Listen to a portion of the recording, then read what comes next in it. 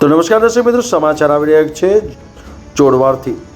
જૂનાગઢ ચોરવાડ નગરપાલિકા કચેરીમાં એસીબીએ કરી રેડ।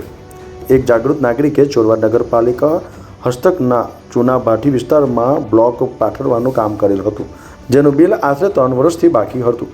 તેઓએ અવારનવાર ચોરવાડ નગરપાલિકા કચેરીમાં ધક્કા ખાધા, પરંતુ બિલ મળ્યું નહીં।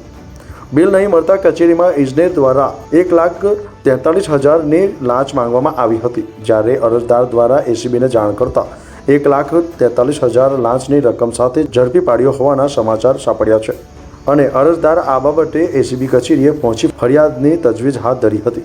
આ કચેરીમાં 15% લેખે ટકાવારી લેવાતા હોવાના અરજદારના આક્ષેપો છે। ખુદ જૂનાગઢ સાંસદ રાજેશ ચુડાસમાના વતન એવા ચોરવાડમાં જ ટકાવારી લેવાતી હોવાના આક્ષેપો થઈ રહ્યા છે। આમાં કોનો ભાગ તેવી પણ તપાસ કરવાની ચર્ચાએ જોર પકડ્યું છે। હિતેશ પરમારનો રિપોર્ટ, ન્યૂઝ ટુડે, ચોરવાડ।